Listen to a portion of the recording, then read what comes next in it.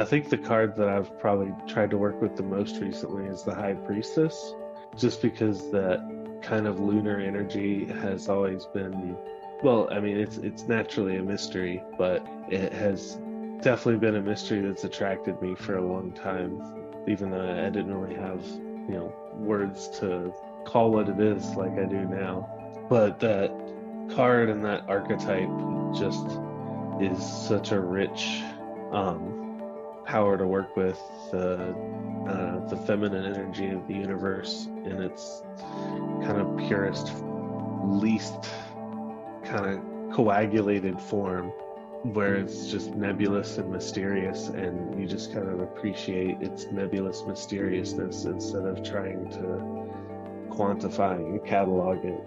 Yeah, it's just like these are just perspectives that I have on it because of some of the meditations and work that I've done with the card, that I didn't necessarily have beforehand. But I don't know, really sitting and meditating with them, it is just very, very fruitful.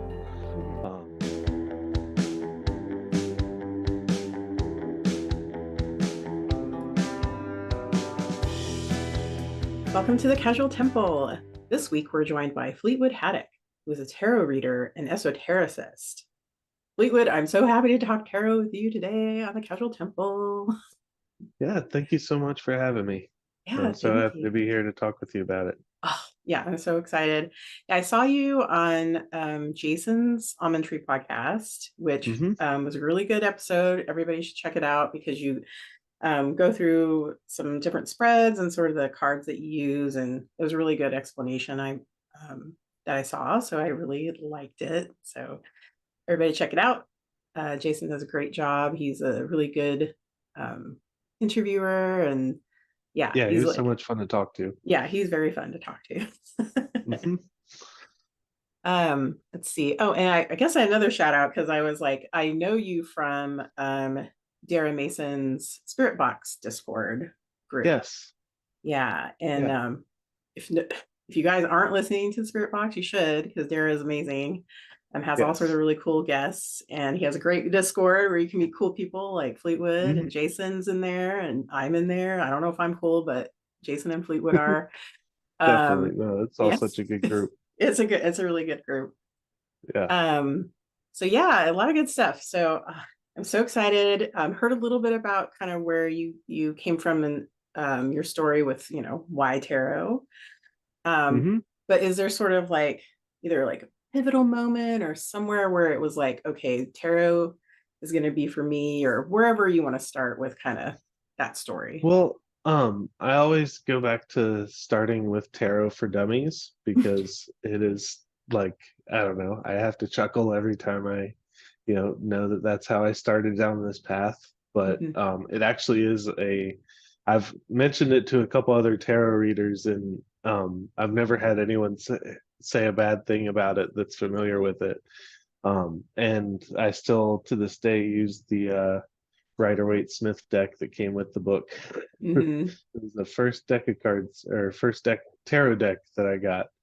Um, but yeah, that book does a really good job of allowing you to come to tarot kind of wherever you are. Like at the Mhm. time, I was coming to it from a very materialist kind of atheist point of view, and I don't know. I think one of the most influential parts of the journey over the years is how much the tarot itself has proven to be otherwise for me in all sorts of different ways.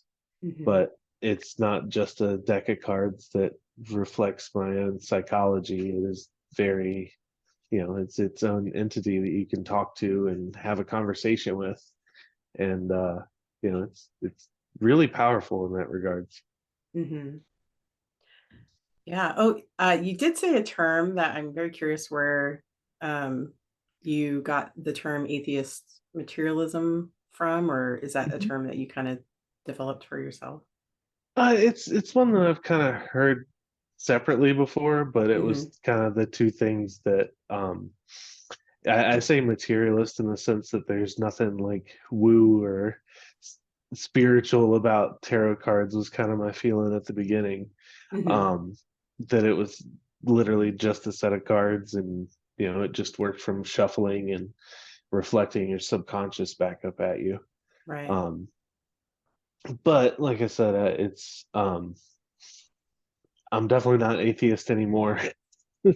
Let's say I've had a lot of experiences since my early 20s that have led me to not be. Um, yeah, I definitely think, because I think I've heard the term, not that I want to go like totally into Yeah, the term atheist materialism. I've heard Christopher Warnock say that term quite a bit, yeah. and he's an astrological magician that is amazing. Hmm. Yes, yeah. Yeah. I really love the episodes of the Astrology podcast with him on it. Yeah. Just so knowledgeable. And he explains that what that means very well. And I love it so much. Yeah. So would you want to share like what was something that did happen to kind of make you think atheism wasn't the path for you in this life? Um, well, um, there was a number of different experiences. I mean, first of all, having a child Mm, was probably it's hard to, I don't know, there's just something magical about having a kid and watching them grow and um grow up in front of you and help shape them and stuff like that. There's just such a natural magic to that. mm, But throughout my daughter's upbringing, I had kind of a tumultuous ride, and through that have, you know, they say there's no atheists in foxholes, and not that mm. I went to war or anything, Right. but definitely had some shaky moments there. Mm, And two, I kind of had a haunted apartment that I lived in for a while that yeah. just had a really, really negative energy around it, and kind of had to learn um, protection, kind of trial by fire Mm-hmm. in that sense, because it's not like I could move really easily at the time. I was a single parent and raising my daughter by myself. And Wow. yeah, really kind of vulnerable to it at the time when I became aware. And um, kind of messed up a few things in my life there for a while. Kind of struggled with addiction and went through a Mm, lot of the struggles that people go with when they are in kind of darker moments of their lives. But yeah. it, um, I don't know, through the dark moments is kind of when you find the light when you need it. And I still kind of maintained non-religiousness, I guess you'd say, for a Mm, while, until I started to get into Buddhism. Not that I would necessarily call myself a Buddhist, but right. there's just stuff about Buddhism that really appeals to me with the way um,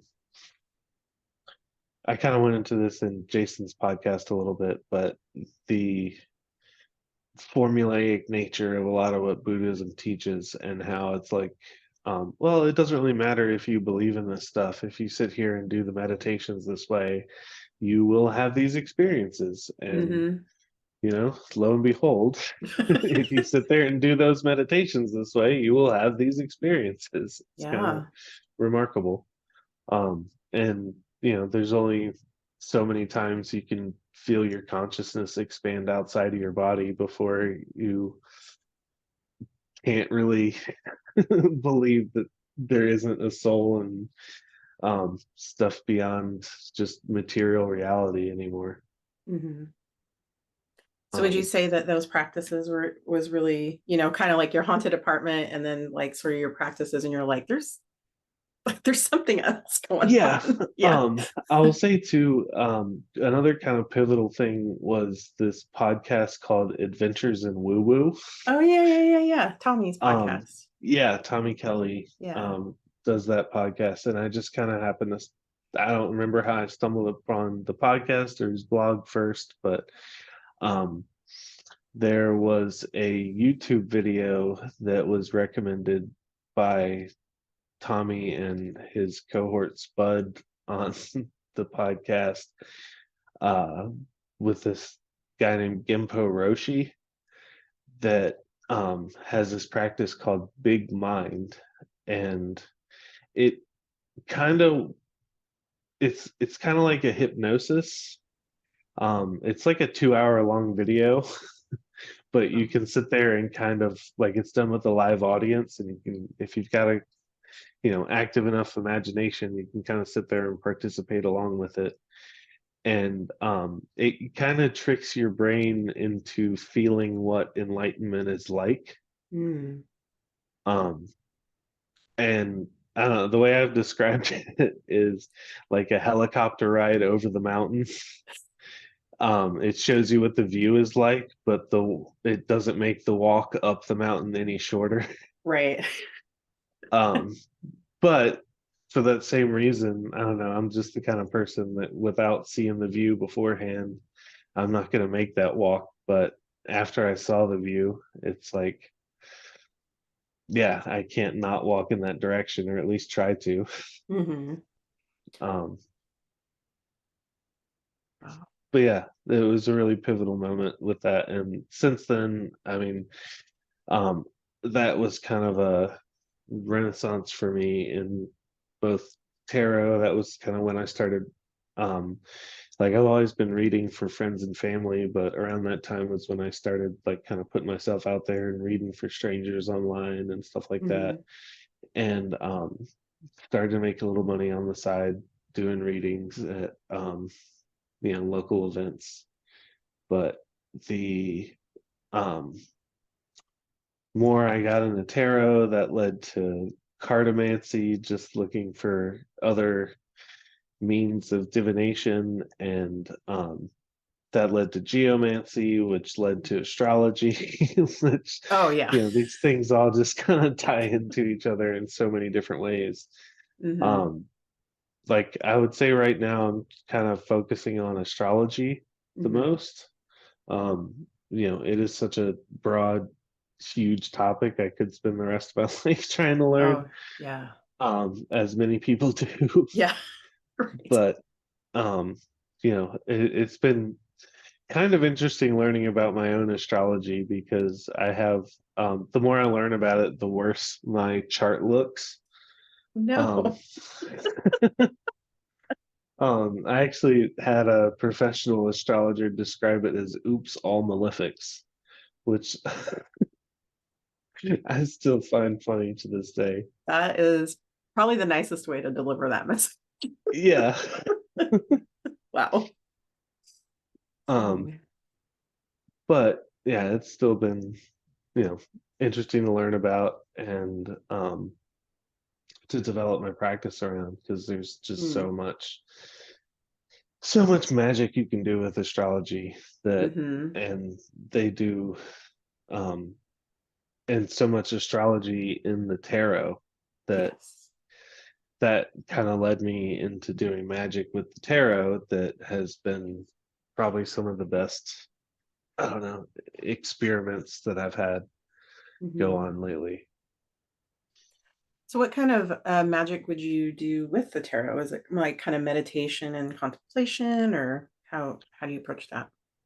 Um, so the typical like banishing and invoking rituals that people Mm. have, like kind of loosely based on like the lesser banishing ritual, the pentagram, or the I think it's called the Roman star ritual, or there's a bunch of different ones that like various different chaos magicians have made and Mm. profligated over the internet, that I like Yeah. found and tried out when I was like first getting into all this stuff. Um, but basically just invoking the different energies of the cards Mm. to solve different problems, or um, find motivation for things, or be able to look at things from new perspectives, has proven really, really fruitful for me. Mm. Um, like, uh, I think the card that I've probably tried to work with the most recently is the High Priestess. Mm, Just because that kind of lunar energy has always been, well, I mean, it's naturally a mystery, but yeah. it has definitely been a mystery that's attracted me for a long time, even though I didn't really have, words to call what it is like I do now. Hmm. Um, but that card and that archetype just is such a rich um, power to work with. I don't know, the feminine energy of the universe in its kind of purest, least kind of coagulated form, Hmm. um, where it's just nebulous and mysterious, and you just kind of appreciate its nebulous mysteriousness instead of trying to quantify and catalog it. Right. Um, yeah, it's just like these are just perspectives that I have on it because of some of the meditations and work that I've done with the card, that I didn't necessarily have beforehand. But um, I don't know, really sitting and meditating with them, it is just very, very fruitful. Hmm. Um, it's especially if you want to learn tarot, I think that it um, that is another thing that I've started doing recently is teaching people how to read tarot cards. And aside from like intuition tuning practices, which there's a couple that I recommend, like sitting and meditating, especially with the major arcana. But I've found a couple of students that like intermediate people seem to have the most trouble with the pip cards. Mm, Um, because there's just so much to learn there, I think. There's just as much in each card, whether it's the minor or the major arcana, when it's the picture decks, like the Rider-Waite Smith, mm, hmm. um, that it can be a little harder to interpret than like the main archetypes of the major arcana. Yeah. Um, but in the same regards, just like sitting and meditating with them, or like we'll pick a card and I'll just like talk through it with the person, kind of teach them how to pick up on what the card is trying to say in different situations, which, kind of like I did with Jason and his Hmm. podcast. Yeah. Um,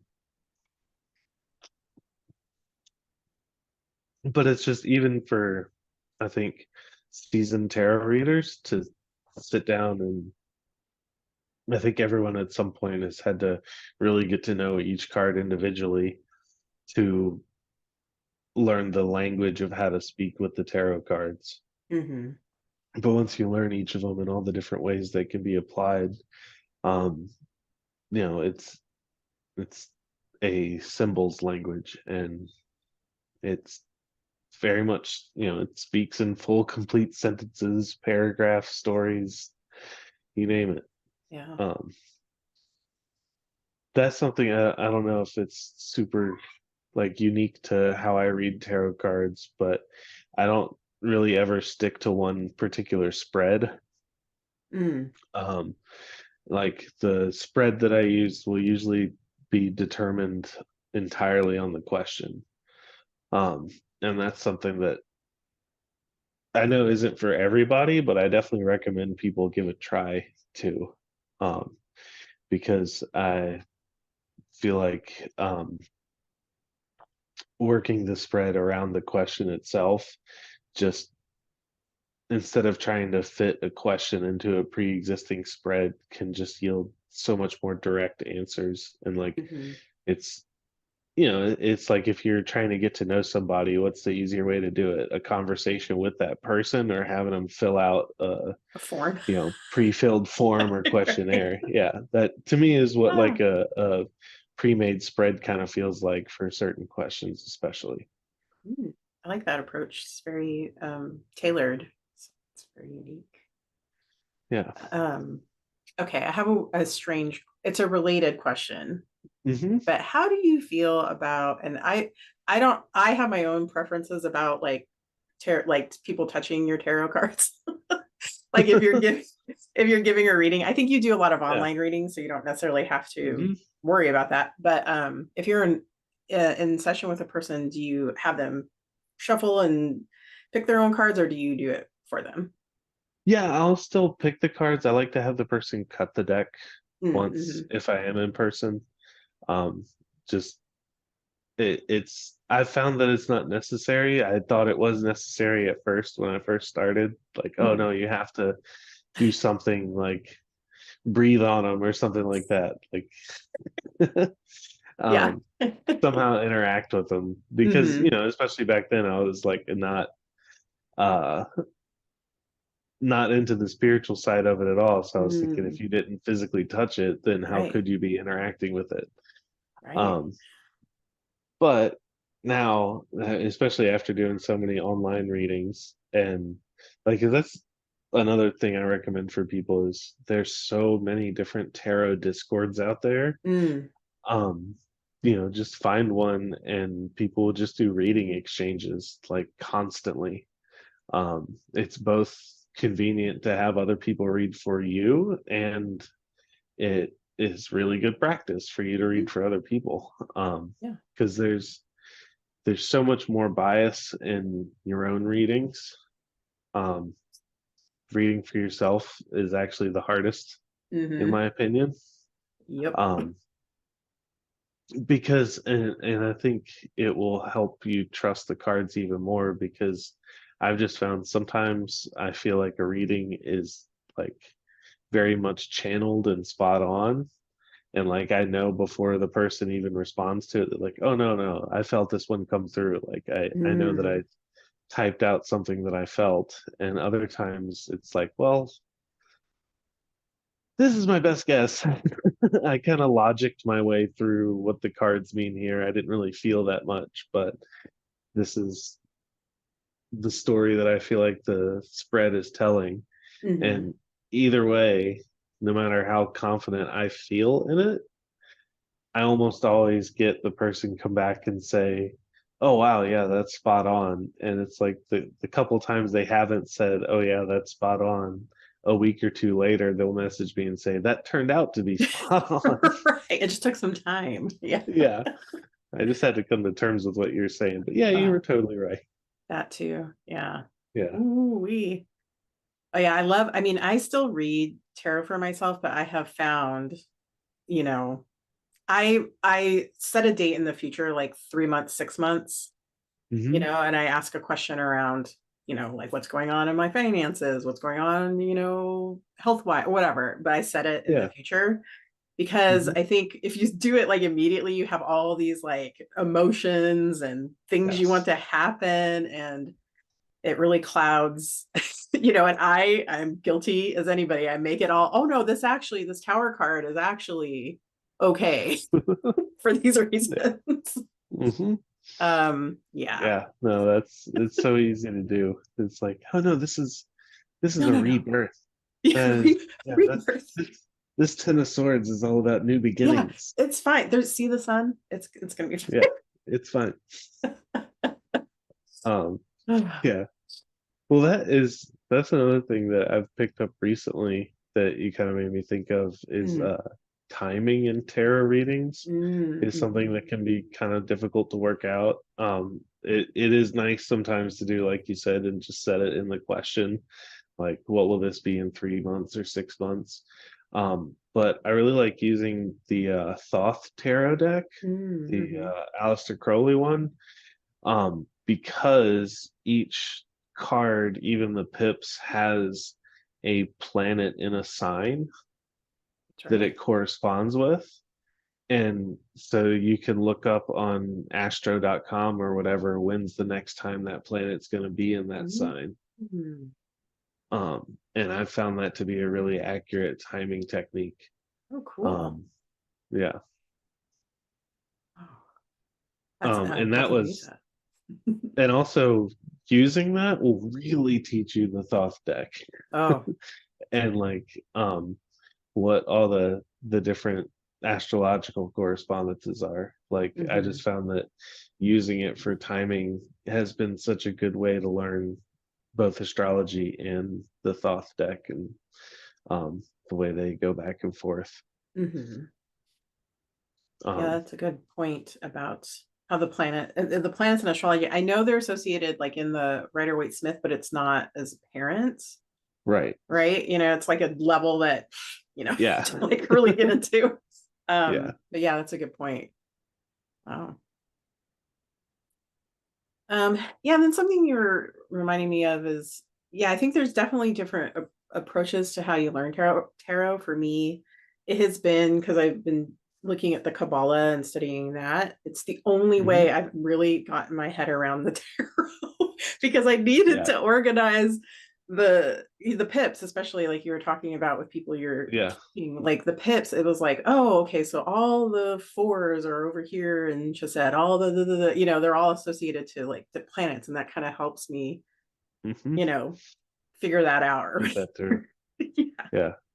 Um, the other way I like to see the pips is as like a sine wave Mm, graph. Um, yeah. so and I think a lot of people have a different way that they prefer to view the different suits, but Mm-hmm. my favorite breakdown of it is as the creative process, that you have the wand of inspiration, the cup that overflows, the Mm, sword that cuts away the things that won't work, and then finally yeah. the physical manifestation of the idea. And if you put them in that order, like if Ah. you lay all of them out in that order from ace to 10 to ace to 10, it's like the positivity goes like the fives are all almost neutral, and then like the tens to the some of the first cards, like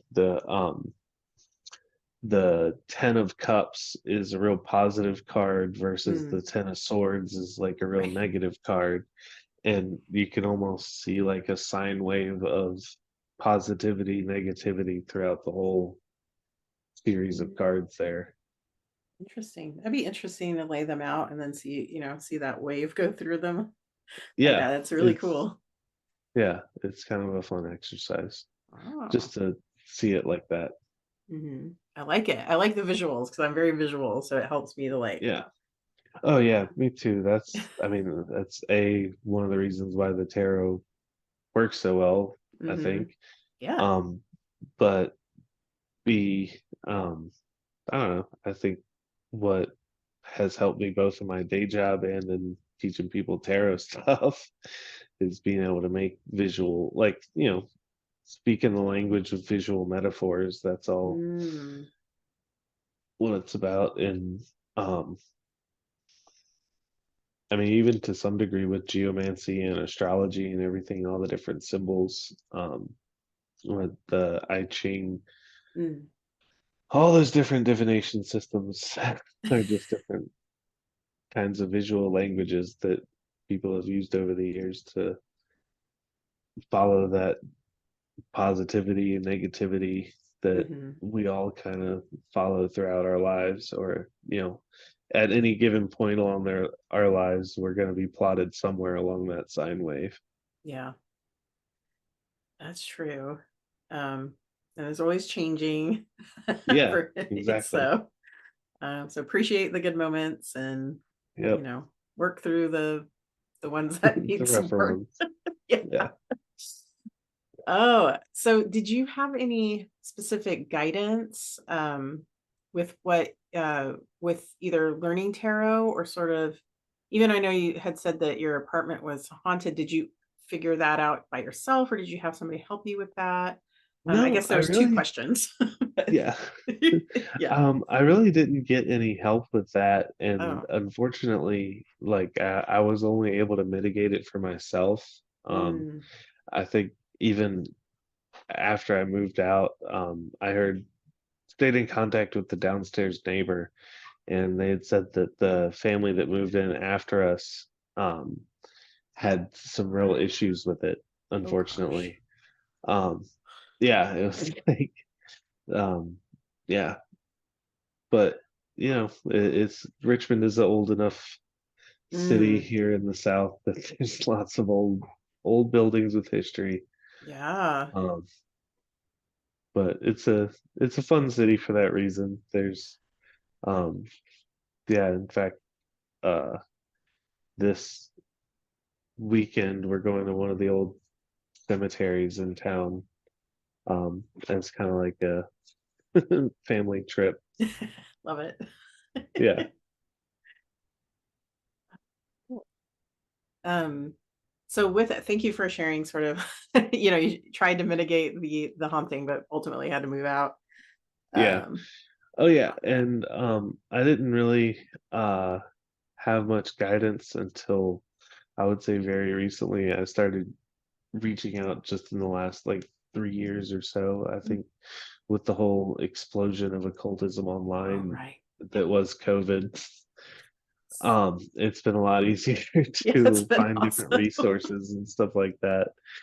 And through that, you know, I really had some long held beliefs that about myself Mm. challenged, Oh, um, and kind of upended. And even got there's another podcast that I really like called the Salty Witches podcast. oh, like that. It's these two guys that run a occult store out in I believe it's Salt Lake City. Mm. Um, and they do a mostly weekly podcast that is like listener questions about magic and witching and stuff like that. Cool. Um, but they offer services through their shop, and I got a consult with one of the people on the podcast, and um, got like a big kind of cleansing spell to do over this last December that was really super effective. Um, and since then I've just been kind of experimenting. It's been like a new lease on my magical life. Mhm. Um, just not having this kind of cloud that I've always had over my head in regards to how I felt spiritually. Mm.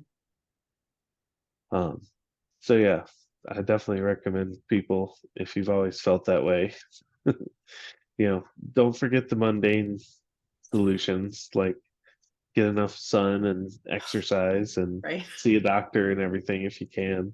I know not everybody has access to it, but psychiatry has done wonders for me.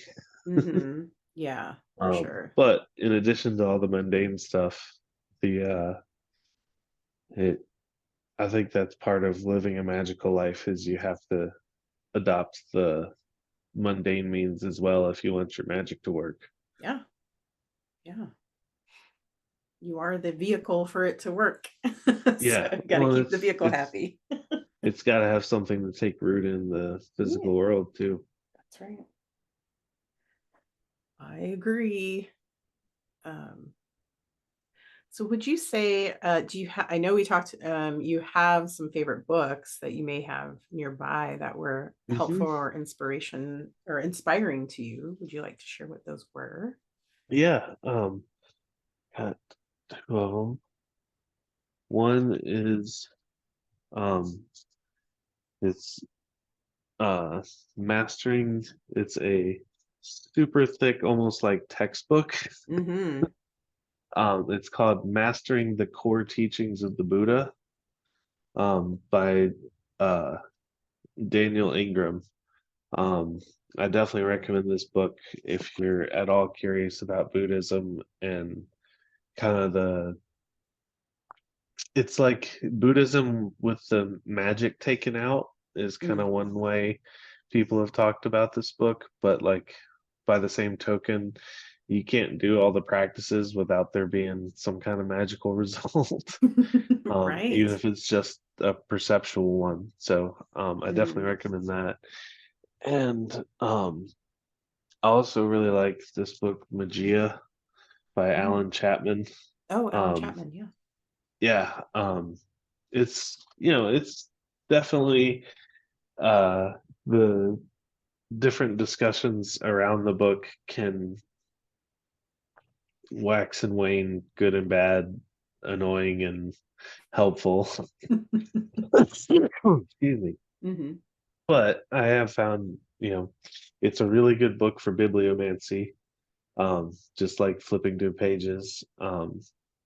And it is just, it's uplifting. I find, I remember, even I don't call myself a Christian necessarily anymore, but I definitely was raised Christian. And when I was a kid, I got a lot of, I don't know, reassurance from scripture. And that's, M- Magia has been one of the only books that's given me that same feeling since when I was a kid listening to slash reading the Bible Wow. back then.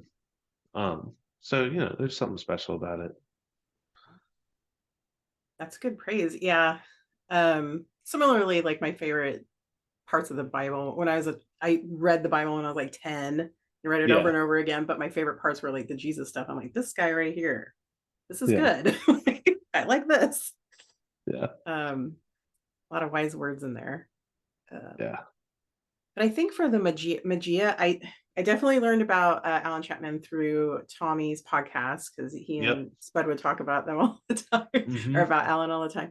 And I think yeah, I read because he does have like a holy guardian angel kind of chant that you can yes, do, and hmm, yeah, it's good. yeah, definitely. He's got another book called Advanced Magic for Beginners. Oh, It's kind of hard to find, but it has a hand grenade on the cover. oh, edgy. And it's, yeah. Well, that one is like about the size of a DVD case. It's a pretty thin book, but like Wow. if you want a really F around and find out kind of introduction to magic, it's great for that. If you want your Ooh, life to be smooth and steady, it's not good not for good for that. that. Ooh. Yeah. All right. Well, if you want some big changes, I guess that's a Yeah. great book for you, for Yeah. somebody. No, it's definitely a fascinating book. I think at the end, I think the eventual end result of me working through that book was finding a house in this market, Oh, which is a huge, congratulations. yeah, no, it was a huge thing. It took Yeah. like, I think 18 months total for us to like, from starting to look to like actually buying. But it, there was a lot of magic involved. Oh my gosh. Yeah, I live in Seattle. I'm trying to do the same thing. So, whew, Yeah. yeah, it's Yeah. a lot. It's a heavy lift. Yes, it really, really is. Oh, but I'm glad it worked for you. That's awesome. I love it. Yeah, no, thank you, St. Anthony, Oh, and everyone else that helped. awesome. Were there any other books or were those the two that you were like, these are the I think those are the two big ones. Mhm. I I really, really love the Deed Without a Name by Lee Morgan. Mm. Um, and really all of Lee Morgan's books are just phenomenal. And all of his couple of interviews that he's done, like I definitely recommend seeking those out because they're really, really good. He's just got such a good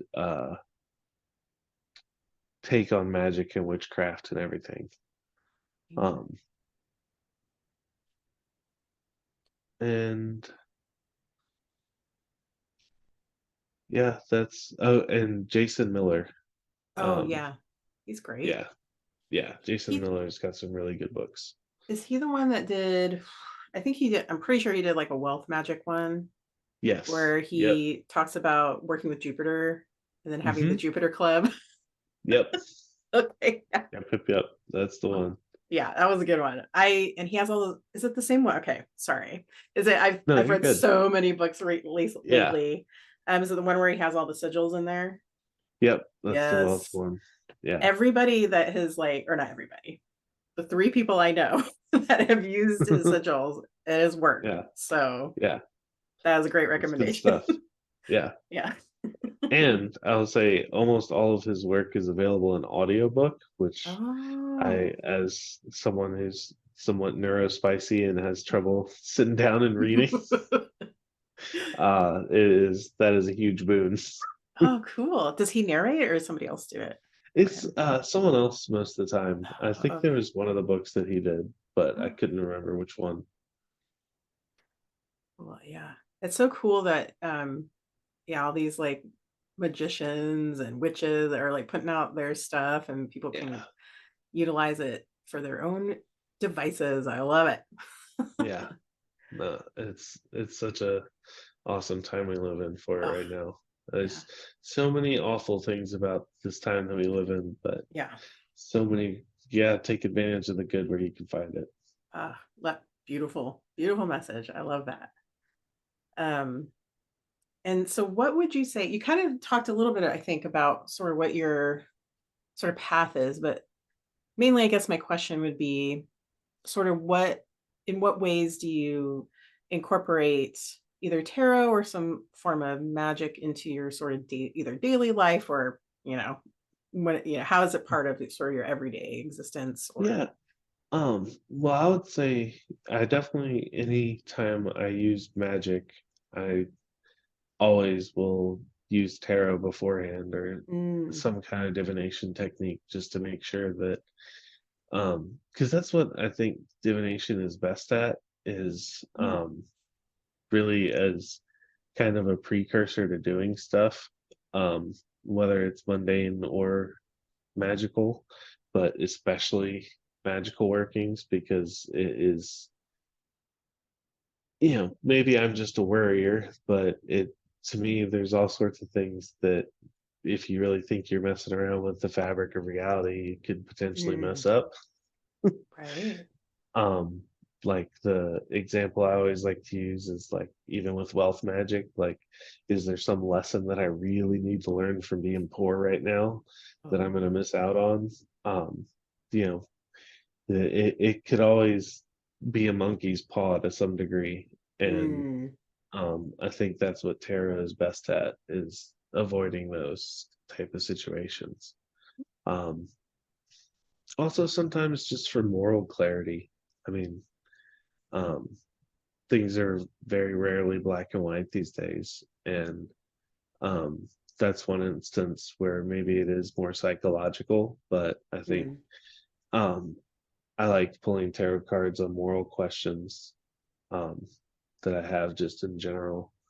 Um, I find that helpful, but it is, I'm really in the process of like kind of redeveloping a practice right now. Hmm. Like I said, I just did like this huge cleansing thing, like literally for a month. I woke up once a week before dawn and made a big cleansing bath and did a Wow. bunch of prayers and stuff like that. And um, it really kind of reset a lot of stuff for me. So I'm in the, but I've been experimenting with servitors and Mm, meditating with tarot cards again. Like I did a long time ago, but now that I've gotten better at journeying or active imagination stuff, it can really take on a whole new level of I don't know, introspection when doing those kinds of exercises. um, So so now you mentioned, okay, so you dropped servitors. We haven't talked about servitors yeah. on the Oh yeah. podcast yet. I use them myself. But would you mind explaining what a servitor is for the Yeah. audience? Oh, there's my Oh, kitty cat. no, Hey, Andy. no. Um, um, yeah, so servitors are a, I like to think of them as active thoughts that you like, it's like the thought version of tumbling a rock down a hill and starting an avalanche.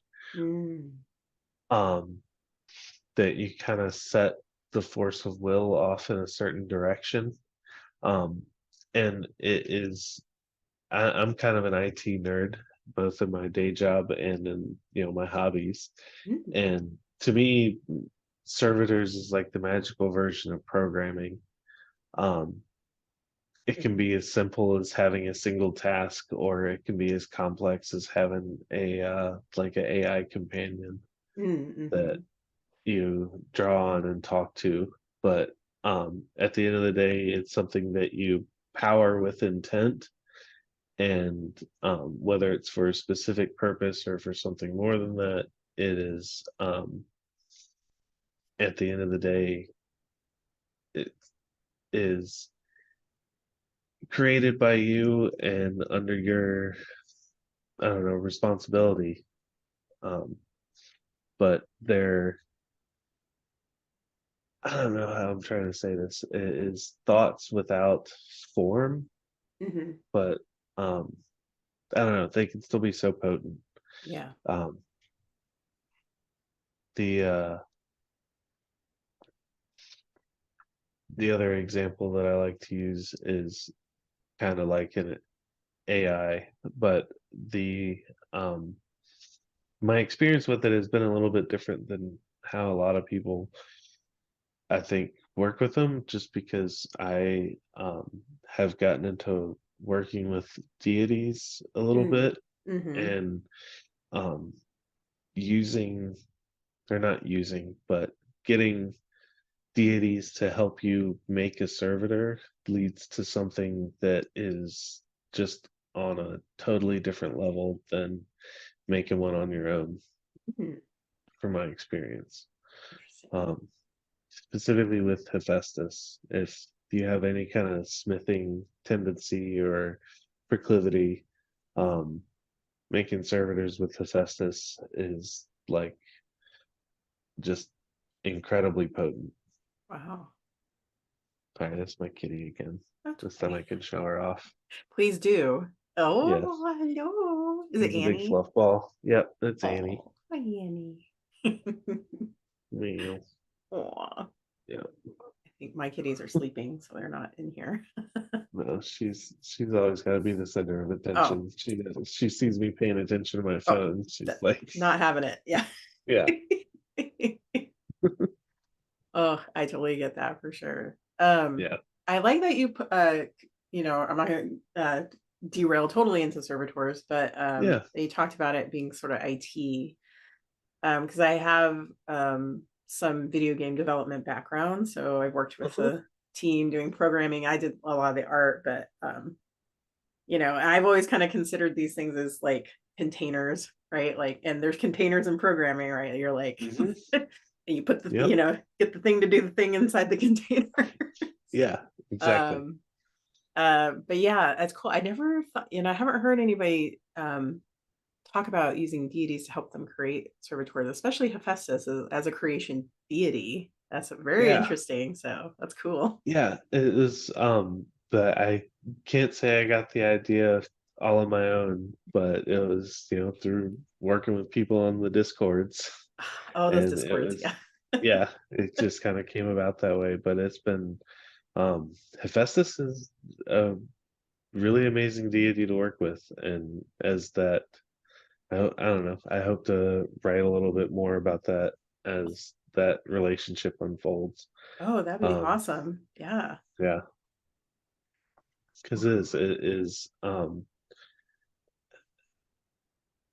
it is one of the easiest things for me to envision.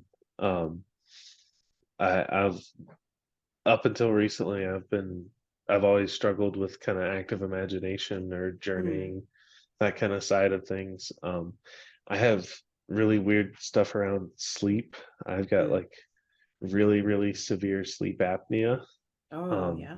and it was undiagnosed for a really long time. And as a result, like my dreams have been always a bit foggy, or Mm, kind of, I'll go weeks where I don't remember any dreams. Um, but as a result, like not being able to do dream work and stuff like that, not being able to journey, it felt like a lot of the magical stuff was kind of shut off to me. mm. Because just so much of people's practice kind of revolves around those kinds of practices in particular. Mm-hmm. Or at least that's where it seems like a lot of people get um some of the most potent kind of gnosis or um personal experiences that they have. And for some reason, visualizing around Hephaestus is really easy for me, Hmm. um, where it hadn't been for other deities or things. For some reason, just that pounding heartbeat of the forge is Mm. easy to tune into. Like, as maybe because I used to play drums, maybe Yeah. because um like you can plug up your ears and hear your own heartbeat or something. There's just a natural rhythm to things that I felt like it was easier to tune into with him. Mm-hmm. But then yeah, like it is, with servitors, you have to keep feeding them, quote Mm-hmm. unquote. Yeah. Whether like I prefer servitors that you feed with attention, just because that's Yeah. the easiest thing to do. Yep. But that's the biggest benefit to working with a deity, because you can have a servitor that is kind of self-sufficient, Mm-hmm. um, or that comes to you when they need certain things, but doesn't need like necessarily daily attention or offerings or things like that. Yeah. Um, it's more of a work with you than for you kind of relationship, Mm-hmm. which is, it's, is it a servitor at that point, or is it something else? Like, I don't Huh. know. Yeah. um Pretty weird. Yeah. yeah, Totally. Yeah. Well, thanks for going down the servitor road with that. yeah, Um, Something you said, I was like making me think because I was like, yeah, I think I also have sort of a hard time with journeying, but um, but the thing about, you're talking about Hephaestus, the thing that I find easy to do, and this is probably why I like doing, having podcasts because I get to talk to people, is I hmm, like to like sit with deities and just like have a conversation. Like yeah, that works way better for me than like I go into a forest and yeah. I get distracted. Right? Like That's exactly how I am with it. It's very yeah. hard to stay in one one imagination path Mm-hmm. without Yes. jumping around. But yeah, like Yeah. having a conversation like that, it is just so much easier. It's so much easier. And then generally I find, especially doing the meditations around the different spheres in the tree of life, because Hmm, basically you're being guided by the lord of the sphere, and they kind of, hmm, for me, they walk me around their realm and stuff. Like I'm like, yeah, okay, I have a guide, I'm not alone. yeah. I just follow them around to do any thinking. That's really cool. Yeah, so I appreciate you sharing that because I never thought about it. I was like, yeah, I guess I do sort of have a hard time with the journey, like just active journeying and even any of that kind of stuff. I'm like, Yeah, uh-uh. it is, I've wondered personally if it's like the sleep stuff or just other, you know, medicine that I might take, or things with my neurochemistry or whatnot. Mm-hmm. Um, but it is, it is what it is, Is what it is. and you work with what you got. Yeah, I'm fine having conversations with these. Exactly. It's way more fun for me. Yeah. Um, well, cool. Well, um, so I know you work with your different clients. How would you say that you tend to assist people, or what do they come to you for? I know most people come like for most readers, it's certain main subject areas, but how do you Yeah. tend to work with folks with tarot? Um, well, it depends on if it's like a paid client or if it's just Mm, someone I'm like reading with. Like, sometimes I'll just post in the discords that I'm in, either exchanges or just like one question, three card readings. mm, Um, just things that are simple like that. I'll give them like a paragraph or two interpretation. But I prefer to write up the interpretations, mm, um, just because I feel like I can. eventually get there when I'm talking, but when I'm writing, I can write all the chaff Okay. out and then erase it You're right. You're like, and ooh, just yeah. yeah, and just leave the good stuff. Mm, Um, I feel like it's easier to be more succinct and helpful when I'm writing than when I'm doing live tarot readings with people. But as a result, like, I tend to, the longer tarot readings that I've done have been like, 20-page PDFs with the pictures and everything in ooh, them because, yeah, it's, I get going on them and it's hard to stop. yeah. But that's kind of why I like it. It's hard for me to find things that really totally encompass my brain, Mhm. and tarot interpretation is definitely one of them. It's so much fun. And so it's kind of like because that's pretty much what you did with Jason, right? The reading that you did with Hmm. Jason. You had the examples. Well, Yep. that's really cool because you kind of are like, as the person receiving the reading, you're kind of learning at the same time the way you Yeah. do it. Yeah. Yeah. And that's where you know, I imagine my clients as people that could be coming to it from any point of view. Mm, And so I want to put as much of the explanation as possible in the reading so that if there's something, because, I always say, like, take what resonates, leave the rest. And right. so part of that is you got to kind of cast the net far and wide so that they can, you can make sure to catch what's going to resonate with them. Hmm. But it's like I said before, it's funny how often I have that attitude and then the person says, oh no, every word was like spot on, and I'm like, I was kind of out there with some of those predictions. Like, the King of Swords didn't have to be your dad, but I said it was, and it Mm, was. Like, mm-hmm. it's just sometimes you get those kinds of feelings and you just got to roll with them. And Yeah. I don't know, to me nothing but experience could have taught me that. Yeah.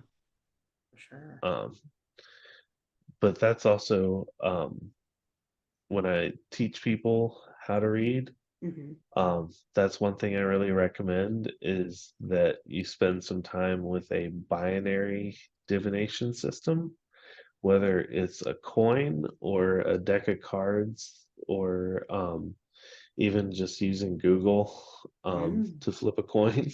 mm. Not everyone knows that, but if you Google the phrase flip a coin, Google will actually flip a coin for you. Wow, cool. So as long as you got a smartphone, you can flip a coin discreetly. Cool. Yeah, Need an answer. Yeah. yeah. Um, but you can also use a deck of playing cards, like, um, where you pull out three cards, and reds are yeses, blacks are nos, and just Mm, don't even pay attention to what card it is, just the color. right. Um, but the whole trick to that is, when you only have a yes or no answer, the questions that you ask have to be much more finely tuned. Yeah. And as a result, um, you just get much better at asking better questions. And that is so important for tarot. Like, being able to ask the questions in such a way that the cards can respond to you Hmm. is, uh, I don't know, it's, you got to learn to speak their language just as much as you learn to read it. Hmm. That's interesting. Yeah, it is hard trying to figure out. It's 'cause I work with a pendulum and it's not the Hmm. same thing. It's like usually like a yes or no, or like if it's like your question is does not make Yeah. sense, it just goes in a circle, Yeah. right? Exactly. Um, so at least that's helpful. But yeah, that's a good point. Like learning how to ask like a good question. Um, I know that's hard to articulate, like what Yeah. a good question would be. Would it be, would you say it would be like a maybe not a not good question would be something that's too general and maybe not as specific? Or, it's easy to ask a question that doesn't have a good answer. Like, Mm, let's say um wanted to know how to um what's a good example? Wanted to know how to make your bank account bigger. Mm, And let's say you thought about it firstly that way. Um, Even if that's your end goal, you know that you can't just sit there with like an air pump and like a cartoon and just like literally inflate your bank account to make it bigger. You have to like work and earn money. mm-hmm. Um, so like, you could get an answer from the tarot cards from that question that's essentially like, well, just um, add more decimal places on the end of the number is essentially the answer from it. But Right. um, asking a question that is, what can I do, or how can I invest my time that will yield more money in my bank account, Mm. is like what you're putting into the question to Right. get out of the question. Um, Yeah. it's a much more full way to ask, like, because you're not like, you don't go to the tarot and say like, what's the winning lottery numbers? I mean, like, I don't know, maybe some people do that, and bet lottery numbers based off of tarot polls or um card decks or something like that. But Mm, a lot of the times you're going for sentence style questions and sentence style answers, or even like story style answers, mm, where you're looking for a narrative to be told. um you're saying, like, often the center card of the tarot reading is where you are now, and right. you'll get a card that's like a past, present, future. You want to see the arc of what's going Right. on, where you know 2 points in it and you're looking for the third. And I think trying to always frame a question and so that not just you get a binary yes no answer, but so that you get an arc Mm, like that. So you, because you know what the past is, you know what the present is, and you get told what the future is. It's being able to draw those 3 points to make it just gives a much fuller picture than only having 2 points to draw between. And that's maybe a really roundabout way of saying that you should have a outcome in mind with the question, not just information gathering. that's really good. I like that you said like kind of like input output, right? You need to Hmm. have some sort of like action that you're going to potentially do, like in your example of like, what can I do to make more money or or Yeah, whatever for to fill my exactly. bank account. Yeah, that's a good point. Hmm. Very Or good. the other example that came up before recently was, someone was asking what they could do to make their or be more successful with Mm, their band. mhm. Um, and they're like, how should I ask about my music? And it's like, well, what do you want? I want my band to be successful. And it's like, okay, so um, how can I make my band as successful as possible? Like that was the, I think, phrasing we wound up coming up with. Mm, But it, I think that's, some people don't maybe want to get a tarot reading, but just don't really know what they want to ask. It can be kind of a difficult hurdle for some folks to go overcome. mhm. Um, but it's even when I do the free readings online or on Discord, they're a lot of times just like, oh, give me a just what are my vibes right now? What's the message from the universe for me? Mhm. I don't have a specific question. Um, and I think that's how a lot of people would look at it if they were more open to it. Mm, But it can be so much more useful than that if you let it. right. Oh yeah. It's a good point. Yeah, it made me think of all sorts of things about like phrasing questions. It's kind of similar in magic too, right? Because a lot of Hmm. what you learn in doing it is the end result, right? What is Right. the and it's kind of similar the way you're talking about it, but it's also trying to get those two other points in there of like what do I actually Yeah. do? Yeah. um Instead of the actual end result that you tend to do with magic, but you do get the other stuff in there too. Yeah. Oh, cool. Well, thanks for walking through that. Yeah, that is, yeah, it's gonna make me think a lot harder now about not harder, but it's gonna make it easier actually to Yeah. figure out how to phrase questions. So that's great. Hmm. So I know in your bio you describe yourself as an esotericist. Like what does that mean to you, and what about esotericism attracts you? Well, to me, that is just a really good kind of catch-all word. Hmm. Um, for like esoteric things are things that maybe don't fit into science Mm. categories, but you would still call a study Oh, of, or like, we say we practice magic the same way that like lawyers have a practice right. because it's never a finished. Um, and I like that term because it's frankly non-offensive. Mm. I think um, you could there's lots of terms these days that maybe we found turns out they're stepping on other people's toes, or like Mm. as much as I love the discussion around animism and Mm. the whole philosophy of animism is amazing.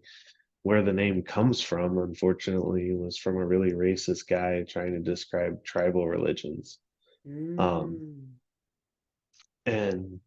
and stuff like that um, I think uh, occultist is a more fun word, but esotericist I think is a less offensive version of that. Mm. I mean, maybe offensive isn't the right word there either, but Maybe um, approachable or yeah, yeah. approachable. Yeah, there Yeah. you go. Yeah, I Um, think you're right. in that sense, and I don't think of myself as an occultist because you know I go to work and work with computers every day. I don't sit in a basement with robes and wear a hat. Nice. My altar is in a very bright, sunny place. That's so funny because like I'm like I do consider myself an occultist. Uh-huh.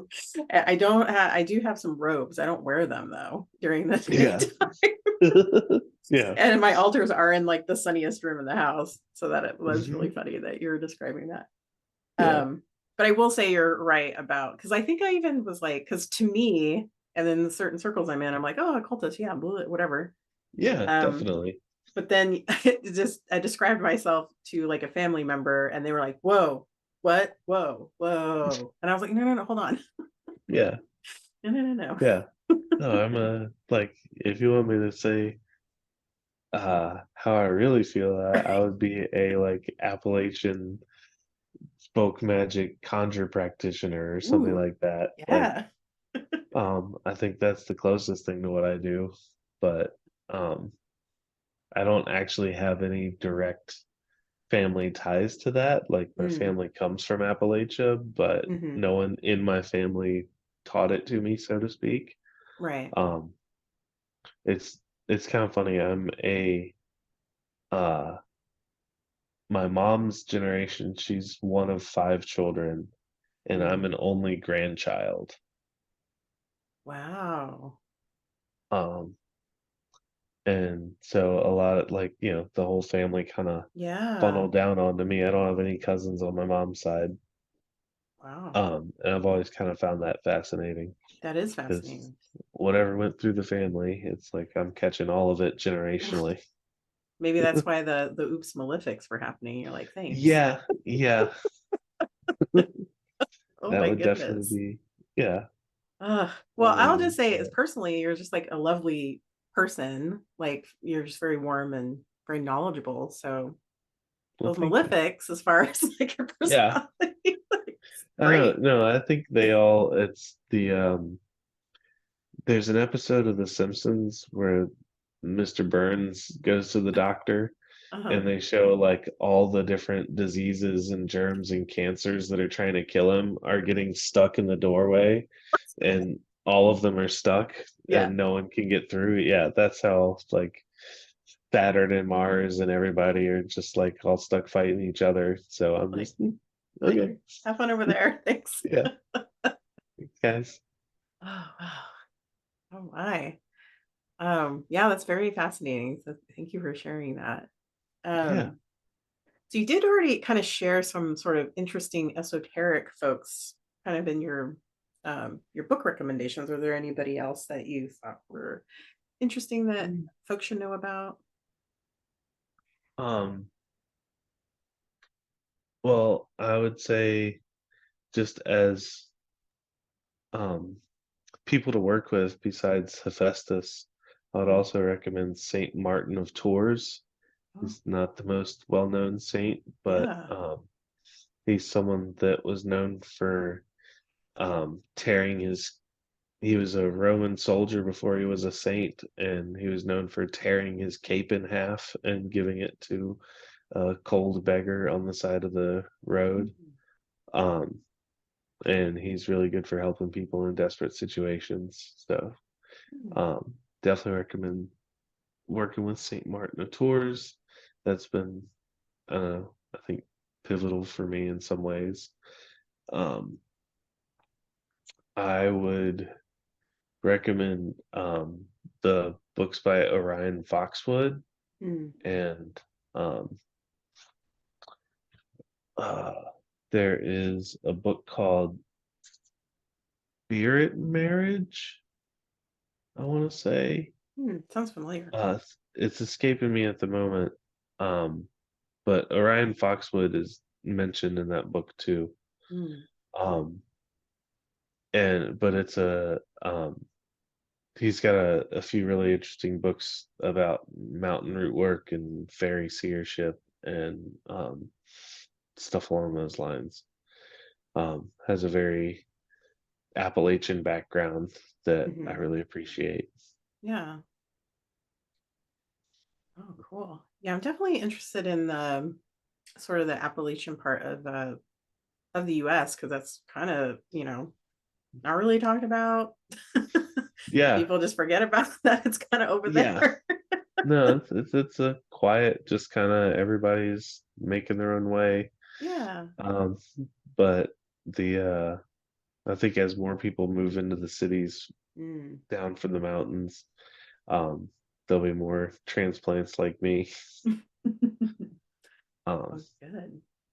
yeah, Well, I hope y'all like kind of tell your stories and your practices because that would be like a really good wealth of knowledge for folks to learn yeah, about. I'm definitely still, I've got a lot more to learn and do and Yeah. practice for sure. Um, but I mean, hoodoo and root work and conjure, um, where they're not closed practices, which I know they are in some places. Hmm. And, I try to be careful to not step on those toes. Um, but the concepts behind them are just so sound. Yeah. Paying attention to the earth and the world around you, and um, paying respect to the spirits that, you know, was in the Jason Miller books. He says you pay attention to the ancestors, the spirits you may have wronged, the spirits that Mm. look out for you, and um, the gods themselves. And I think, all four of those together is just such a potent combination of things to look out for and make offerings to, Yeah. especially the spirits that you may have wronged. As I'm an avid disc golfer, It's my other hobby besides esotericist. Oh, right. And I always leave in my prayers an apology to the trees I hit with my frisbees, Mm, yeah. because they're definitely out there. And if you go on a disc golf course, you'll see the trees with all the notches in them Oh going no. down the sides. Like, I'm sorry. Yeah, Oh, yeah, I like that. Yeah.